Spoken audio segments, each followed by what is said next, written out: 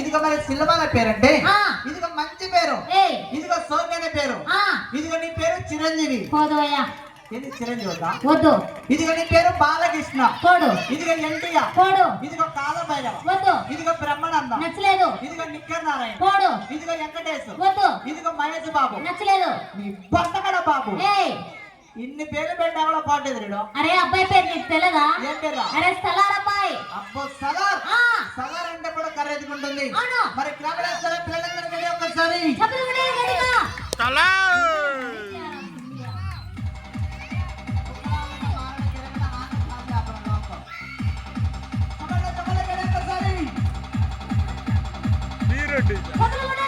మీ పక్కదే వంచాపా పక్కన ఏంటిది అయినా ఏమన్నారు?